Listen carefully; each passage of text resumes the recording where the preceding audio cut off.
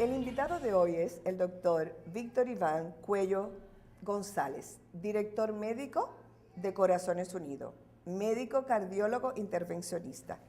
Doctor, muchas gracias por venir otra vez a su programa. Gracias. Yo sé que usted está muy ocupado, que lo tenemos arrobadito aquí, pero nosotros queremos aprender algo acerca de accidente cerebrovascular. Según la Organización Mundial de la Salud, el 36% de los dominicanos que mueren por ese motivo. ¿Me puede hablar algo acerca de eso? Sí, evidentemente, como el único estudio dominicano que se ha hecho de hipertensión, que es la primera causa de estos derrames cerebral o accidente cerebrovascular, un 30%, un 35% de la población dominicana sufre de hipertensión arterial, que es la principal responsable de estos derrames, como dije anteriormente. La Organización Mundial de la Salud dio otra cifra, pero muy semejante a la que aquí en el Instituto Dominicano de Cardiología se hizo. Para empezar a hablar de derrames, tenemos que hablar primero de su primera causa, que es la hipertensión arterial. Vuelvo un poco más atrás para definir presión arterial. Presión arterial no es más que la fuerza que ejerce la sangre en la pared del vaso.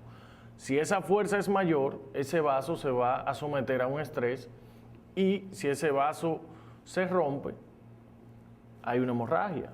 Si ese vaso se tapa por un coágulo, hay un infarto cerebral, que son los dos tipos de derrame cerebral que hay. Yo me quiero hoy, doctor, enfocar más a los jóvenes, a los hombres de 40 años, que hemos notado que últimamente hay muchos hipertensos a esa edad, niños, jovenitos.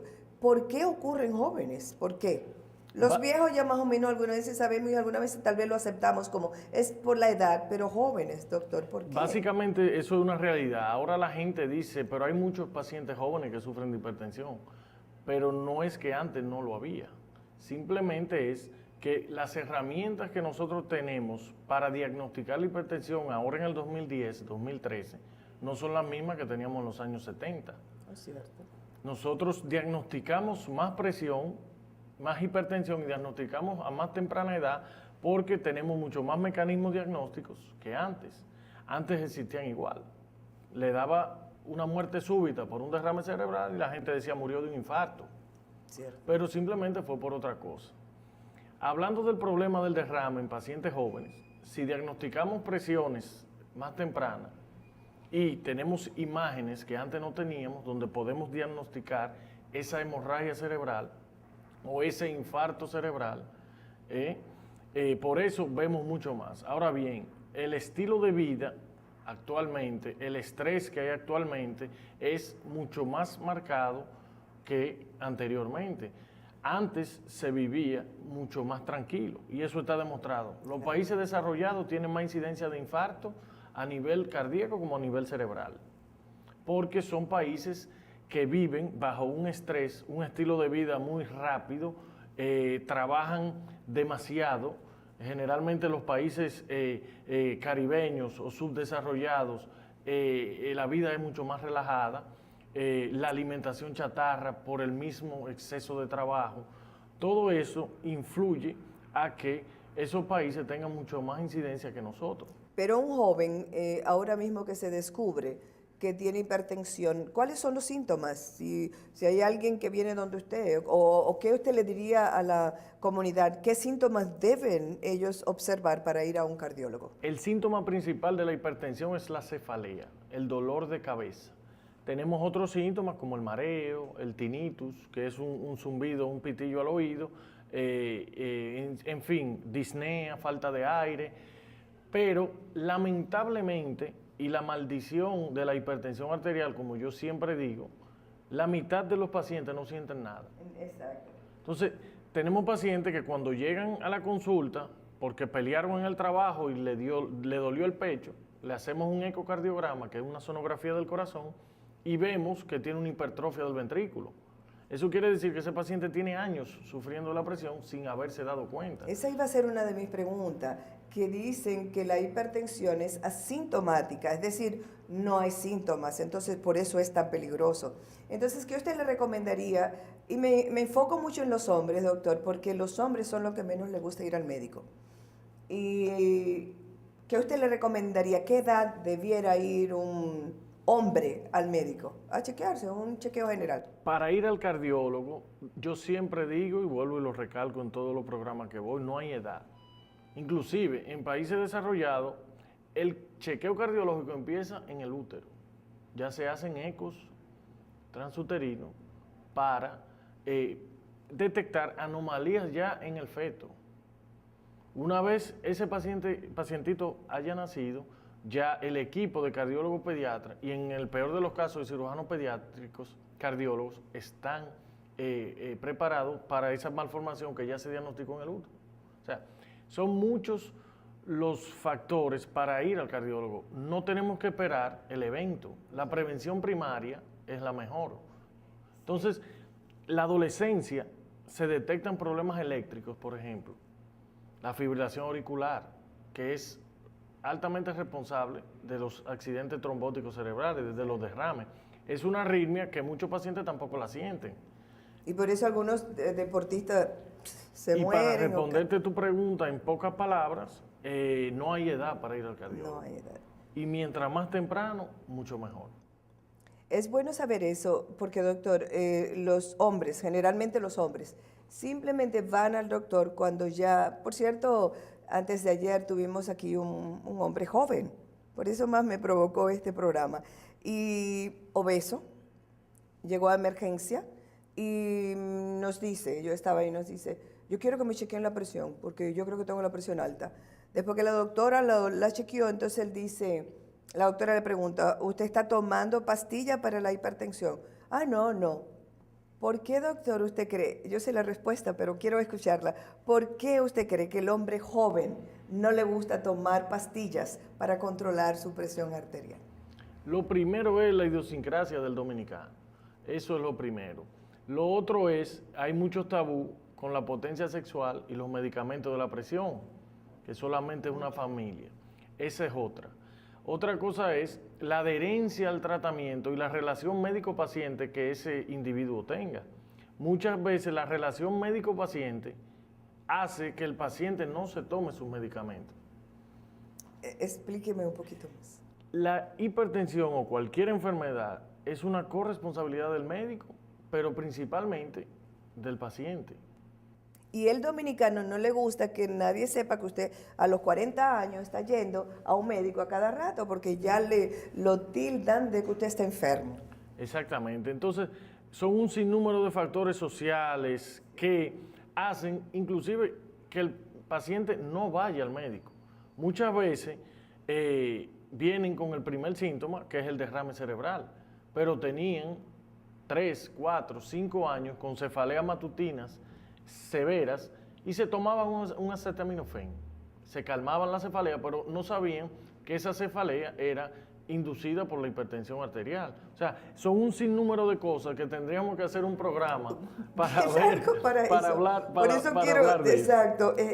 Otra cosa es, hemos notado que a pesar de lo que estamos hablando, hay más personas jóvenes conscientes de su salud. Entonces, mi pregunta es, ¿usted cree que se están descubriendo las hipertensiones prematuramente por educación, a través de los medios, o porque la persona está más educada o más consciente de su salud? Eso ha mejorado mucho en los últimos años.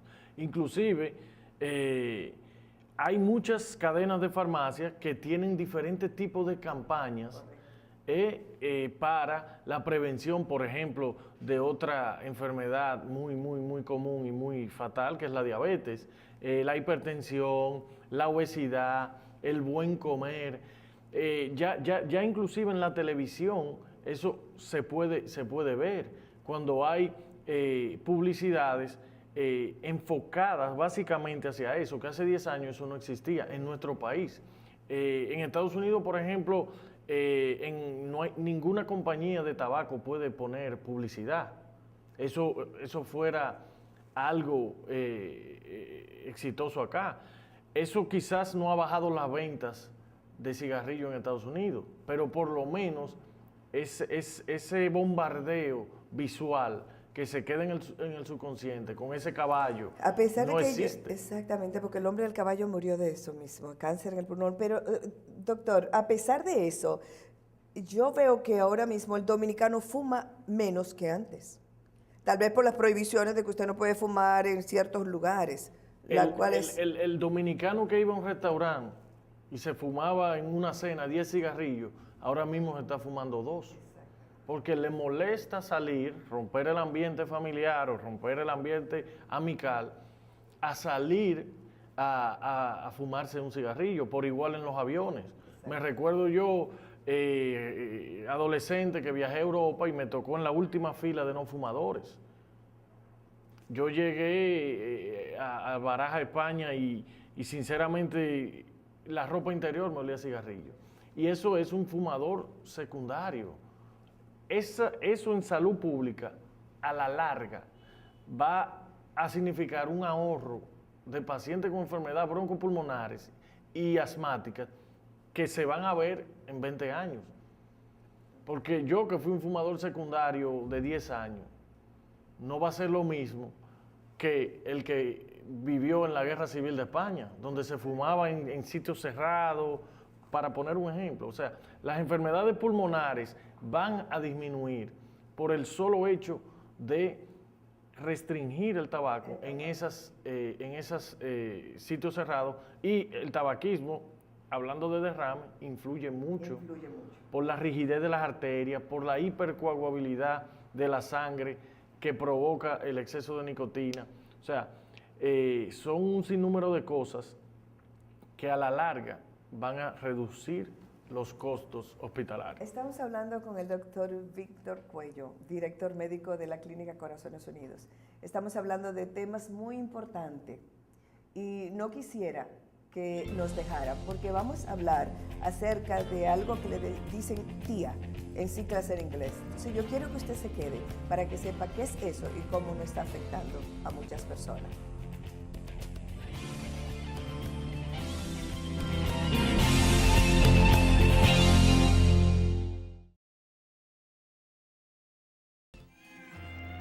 Clínica Corazones Unidos, desde 1990 ofreciendo servicios médicos de excelencia y tecnología de punta, con un personal altamente capacitado. 3.000 cirugías cardíacas, procedimientos ginecológicos, ortopédicos y oftalmológicos nos avalan como uno de los más completos centros de salud. Somos pioneros en la colocación de stents, además de realizar con óptimos resultados procedimientos como cateterismo, dilatación de arterias y dilatación de válvulas cardíacas. Contamos con la colaboración de prestigiosos centros médicos internacionales. Clínica Corazones Unidos, servicios, altruismo y sensibilidad, cuidando cada latido.